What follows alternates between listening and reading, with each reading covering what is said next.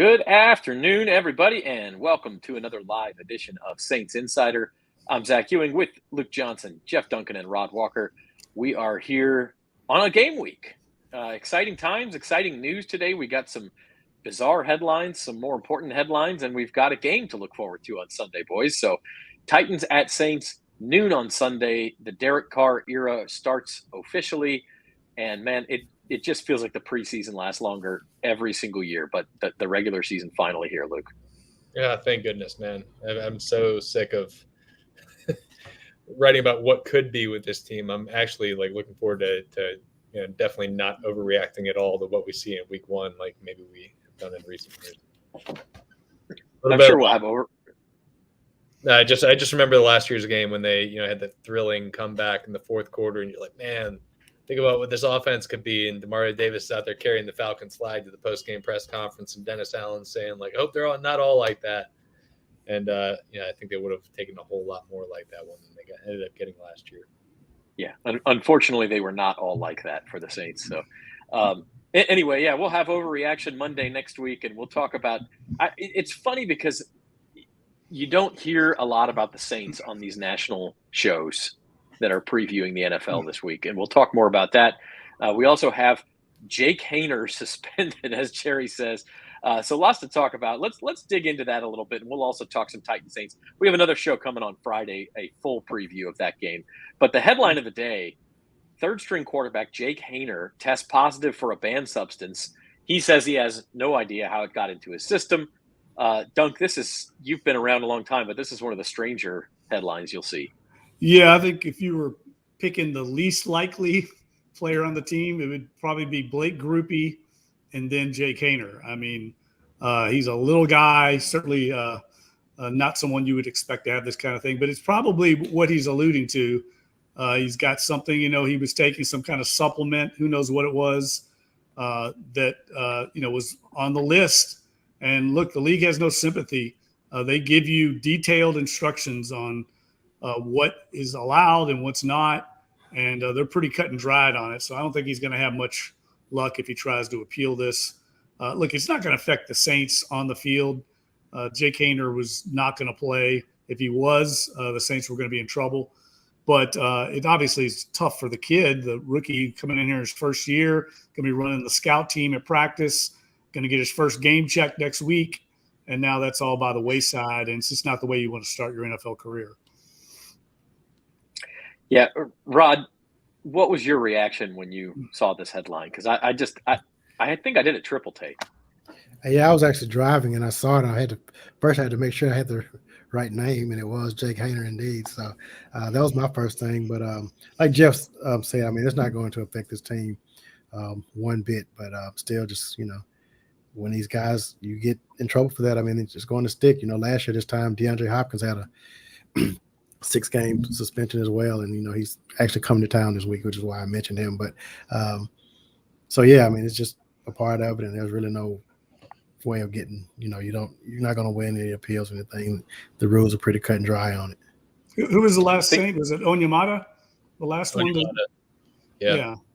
Well, and look, I mean, it's just I'm sure these guys know this, but it's like if you are an NFL player, I can't see why anybody would be taking any sort of supplement, that's not just getting handed to you directly from the team. It's just there's so many ingredients and chemicals or whatever, whatever the case may be in these things that, it's not really hard for these guys to land on these kind of lists. Yeah, and it just goes to show you, and again, if Jake Haener was going to play, Jerry said Taysom Hill's QB3. Now, Taysom Hill was probably QB3 anyway. If something were to happen to both Carr and Winston, I think the Saints play Taysom before they play Haener anyway. But it just goes to show you can't predict the way a season's going to go. And we go in saying this is the roster and this is what they'll do at this position and that position. And you have to have contingency plans for everything in the NFL. Well, yeah, that's why the personnel department, that's how Michael Parrington and that group make their money. I mean, they've been busy this week scanning rosters, looking at cuts, seeing who they can bring in at the bottom of the roster. And not only that, but also on the practice squad. I think they're probably going to have to bring in a quarterback now just to get through practice and help them out with the scout team. And I'm sure they got a ready list. They'll have guys in here tomorrow, I'm sure. But yeah, you're right. And this is just the first of what we're going to see throughout the year. And that's why Dennis Allen was talking the other day about how important depth is, because you're not going to get through a season without some kind of suspension or some kind of injury. It's just the way this league works. I do think going into week one, you look at the injury report today and this Jake Hayner news. I mean, this team is without Jake Hayner, Traquan Smith, Kendre Miller. You're Mississippi JT Gray. Yeah. JT Gray. Yeah.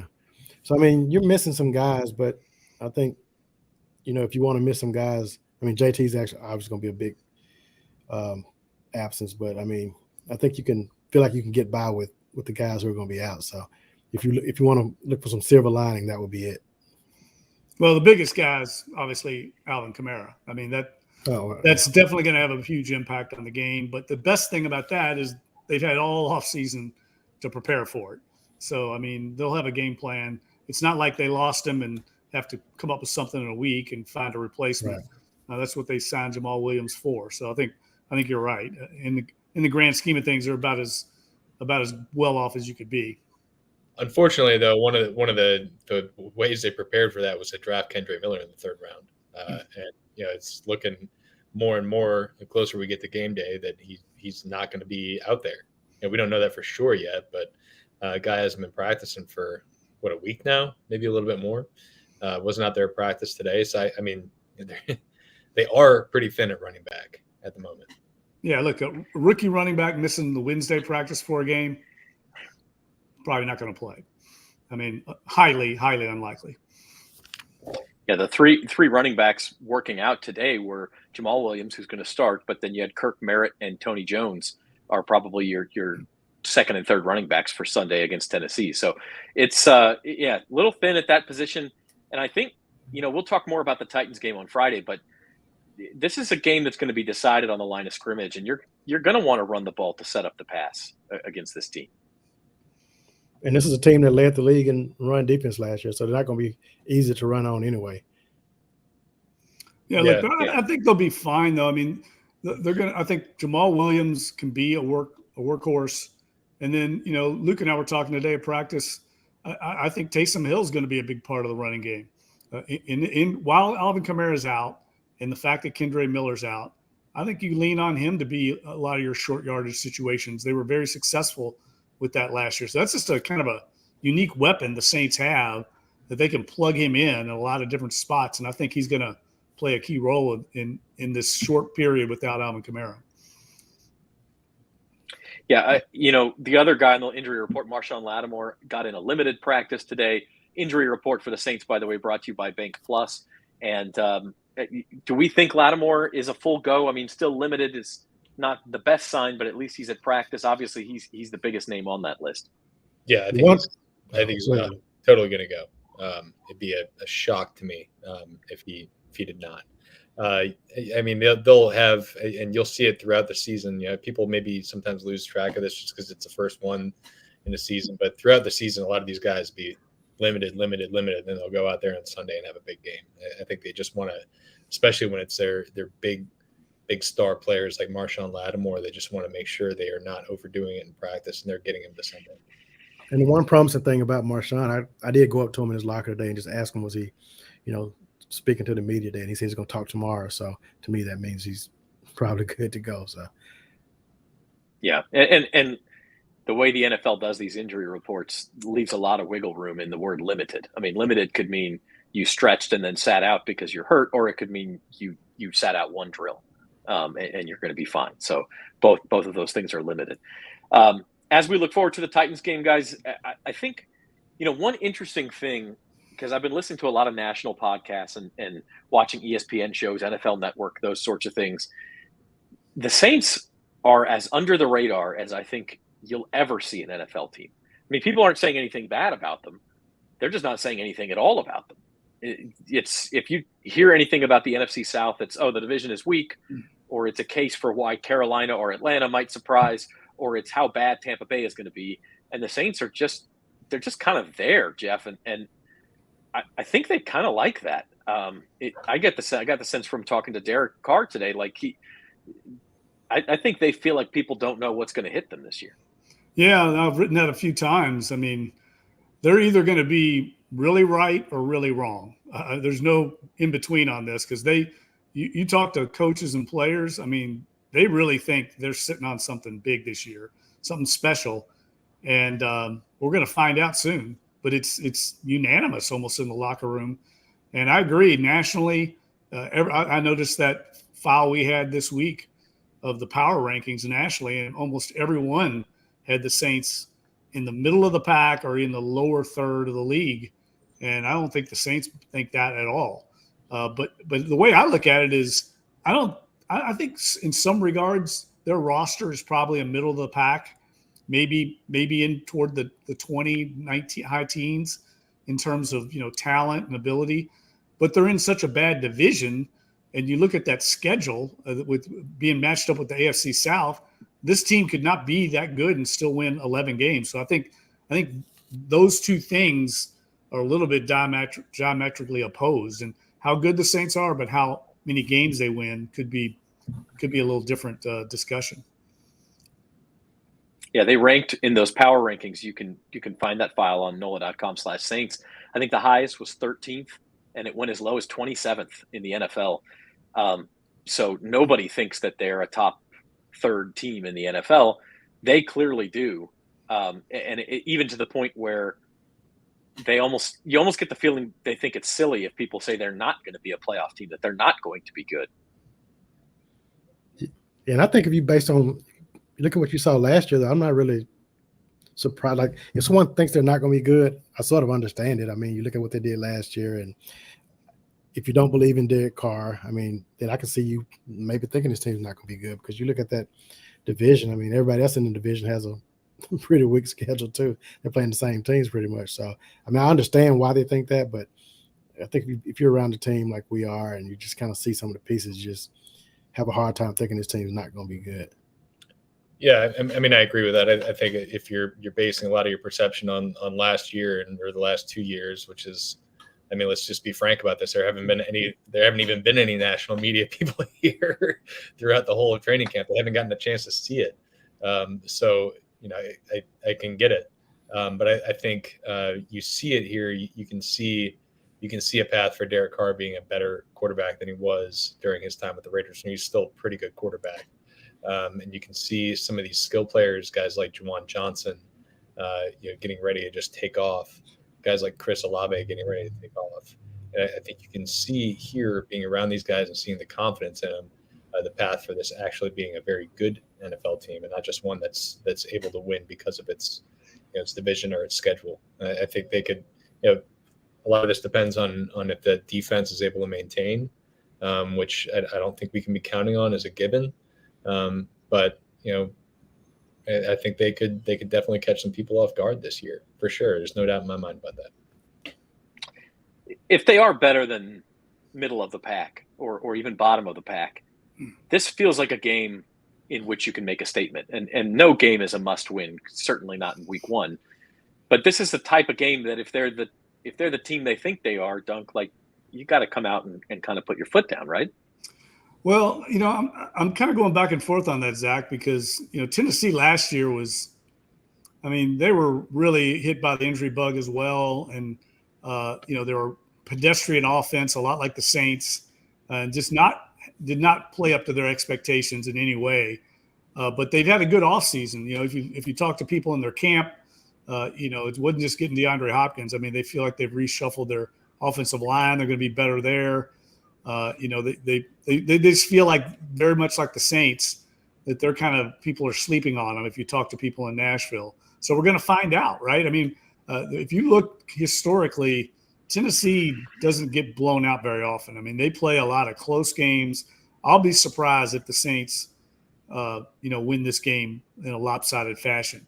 Now, I think they can win the game. Matter of fact, I'm picking them to win the game, but I think it's going to be a slugfest. But if they come out and lay the wood to this team, I think it's going to be a very encouraging sign. And turn around and play Carolina after that, a young team, chance to get to 2-0, and then maybe people will start to take notice. So we're going to take a few minutes today with the NFL season starting tomorrow with the Lions and Chiefs. and talk about some league-wide picks, our perceptions of the league, and those sorts of things. So what I asked all of us to do is, number one, a Super Bowl pick. Number two, a storyline you're following that has nothing to do with the Saints. And number three, maybe a surprise team outside of the Saints that you think will be better than people think, or maybe one that'll be worse than people think. I'll let y'all take that where you want to go. Boy, Lloyd's got a gambling question for me. That's right up my alley. Jimmy plus 1,000 anytime touchdown scorer. Take the man. I don't know. I guess there's a chance, but how many snaps is the guy actually going to see? Yeah, wasn't in practice today, so I don't know. We keep an eye out on, though, right? And I think that's going to vary week to week. I think anytime you're talking about, gambling your money on a Jimmy Graham prop here, I think you could be you could play 6 snaps or you could play 25 snaps. You just have no idea. It's going to be completely. Maybe some goal line, though. Maybe some goal line. All right. NFL predictions / things you're watching. Rod Walker, what's a storyline you're watching that has nothing to do with the Saints? I think the first game tomorrow night, I think the Detroit Lions is just a team that I'm really intrigued by. Last year they were so close to making the playoffs, and we know Dan Campbell's a coach there, and it's just a team that the history of that franchise, and I'll just be curious to see if this is the year they can actually break through and win the division and make some noise. And I think they have a really good chance of actually upsetting the Chiefs in the season opener. That'll be tough to do at Arrowhead, obviously, but they're the team that I'm definitely keeping a watch on. Dunk, how about you? Look, I think the AFC East is going to be an absolute bloodbath. I think every team in there is good. I think every game is going to be, competitive. Obviously, Aaron Rodgers going to the Jets changes the whole dynamic in that division. So, in the past, that was a division that didn't draw much interest from me other than the Patriots. Now, I look forward to watching any of those games because of the different storylines in each camp. The AFC East, I think they easily get 3 teams in the playoffs this year. And I think you could expand that. And I was thinking about taking this as my storyline, and I didn't. So I'll just piggyback on that. If you look at the AFC, there's like 11, 12 legitimate teams that if they're in the NFC, you think, oh, that's an easy pick to make the playoffs. And like 4 of them are going to get left out between Chargers, Steelers, Browns, Bengals, Ravens, those AFC East teams you mentioned. Somebody's got to get left out. 3 or 4 of those teams will get left out, and they're good teams. So that'll be fun to watch. Luke, how about you?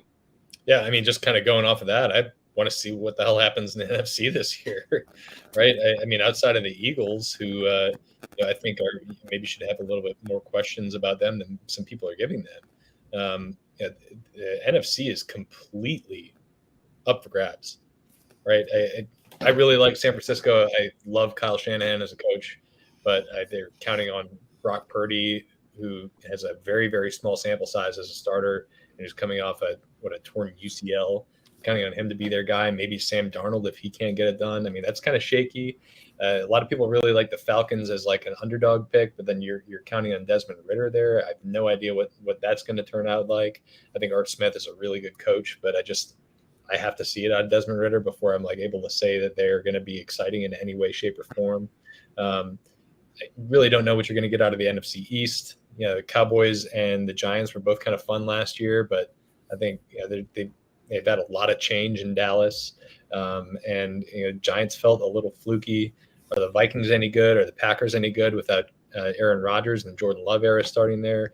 Are the Saints any good, which we think they are? Maybe they're not. It's just there's so much room for this NFC to be just completely up in the air, and maybe it is somebody like the Lions, like Rod said, coming out and making a huge statement. But really, you could make a case for 10 teams in the NFC, and maybe none of them are any good, but I think it's going to be fun to figure out who is.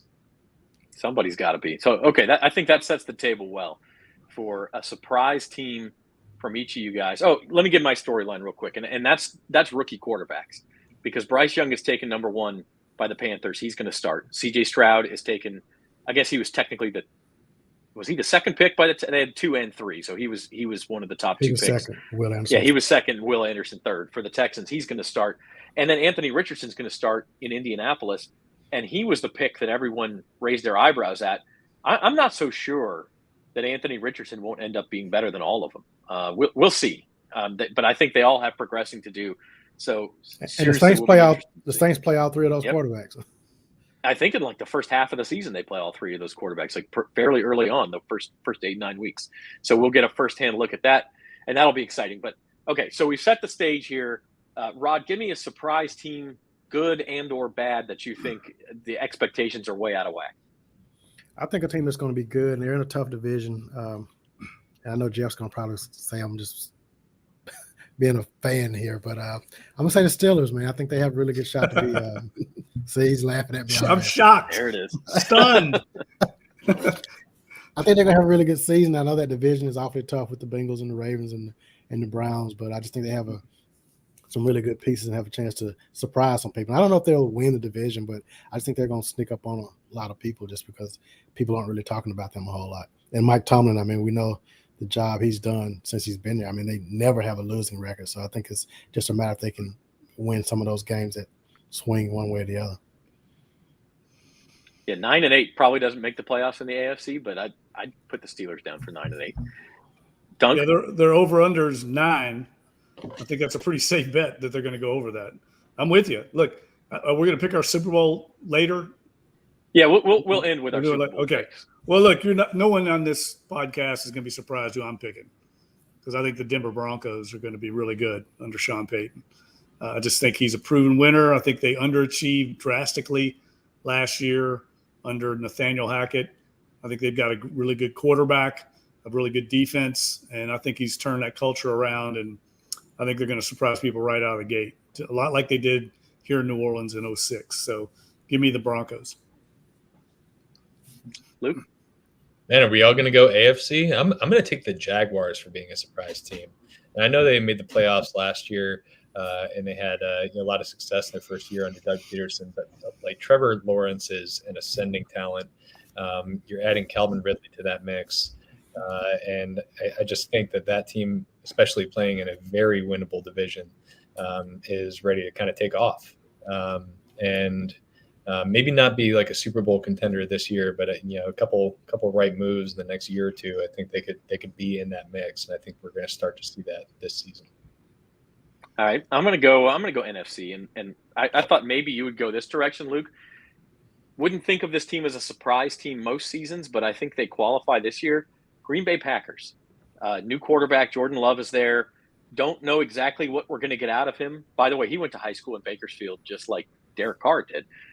So interesting. He's much younger than Derek, but interesting connection there. So I don't know what they'll get out of Love, but I like the offensive line running game, and I love the defense. The division's down. People are talking up the Lions and the Bears. Why not Green Bay to win that division and have a real good record again? Yeah, no, that's good. That's a good pick, because I do think people are sleeping on them now that Aaron Rodgers is gone. You're right. So I like that pick. Just got they will not be the same. What's that, Luke? I think you just got to see it out of Jordan Love. That's the only thing. I mean, he's been in that offense forever. He's a completely unknown thing right now. That's why I have a hard time picking the Falcons. Like, a lot of people are high in the Falcons, but like, I got to see it out of Desmond Ridder before I'll be high on that.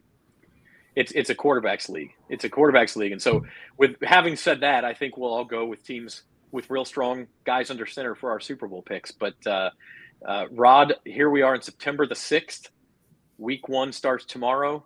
Call out your Super Bowl matchup and winner for Las Vegas 5 months from now. From the NFC, I think I'm going to go with the Eagles again. I know it's been, I guess, Seattle back 14, 15. I guess they, went to Super Bowl twice. That's the last time that the NFC team has been able to get back. But I know they have a few question marks, but I think the Eagles they're the team to get back. I just think Jalen Hurts is going to probably get that team back. And in the AFC, just to mix it up, I'll probably go Buffalo. It's a team that may not even get out of that tough division they're in, but I just think they've been so close, and I just think this is, eventually you're going to get lucky, I guess, and catch that break. So I'm going to go Buffalo and Philadelphia with the Eagles winning it. Eagles over Bills. Let's switch up the order. Luke, who do you have? I'm also going to take the Eagles out of the NFC just because I have a really, really hard time seeing anybody else get there. I really like the 49ers roster, but again, it's just the quarterback is just I'm not ready yet to say I think they're going to be good with either Brock Purdy or Sam Darnold. So give me the Eagles to make it out of the NFC, and I think they'll actually lose the Super Bowl to the Cincinnati Bengals. I think that team feels like one that is ready to take the next step, and it's not only getting past the Mahomes and Allens of the world in the AFC, which they obviously did 2 years ago, but now getting that Super Bowl title. Joe Burrow is just unbelievable quarterback, and he's got a lot of guys to throw the ball to, and I think their defense is going to be pretty good this year, even without guys like Jesse Bates and Von Bell. So give me the Bengals out of the AFC to beat the Eagles out of the NFC. All right, so I'll go next, and I actually agree with you both. I think the Bills and Bengals, one of them will supplant the Chiefs out of the AFC. I think the Bills, everyone kind of forgot about them. They were Super Bowl favorites all year last year. There's been some changes, but there's no reason to think that team can't be just as strong as they were last year or as they were expected to be last year. But I am going to go Cincinnati out of the AFC. I think the Bengals, that roster is going to fall apart at some point just for salary cap reasons. And I think they kind of realize the sense of urgency that this year brings, that it may be their best chance to do it. So I'll take them, and I'm going to take them to win the Super Bowl over Mike McCarthy's Dallas Cowboys. I just think it's the Cowboys' time. I think they have the roster put together. Maybe it's out of a wild card position, but we talk about the NFC. If you are a wild card and you're not as good as the Eagles all year long, well, that means you're going to play probably in the first round the winner of the North or the South. And the Cowboys are probably favored in that game, just like they were last year. No reason they can't continue on and come out of the NFC. So I'll go Bengals over Cowboys. How about you, Doug? You stole my thunder. I mean, here's what I'll say. I'll throw down the gauntlet here on this pod. He always says that. I will buy all three of y'all rounds of drinks anywhere in town if the Cowboys don't win the Super Bowl.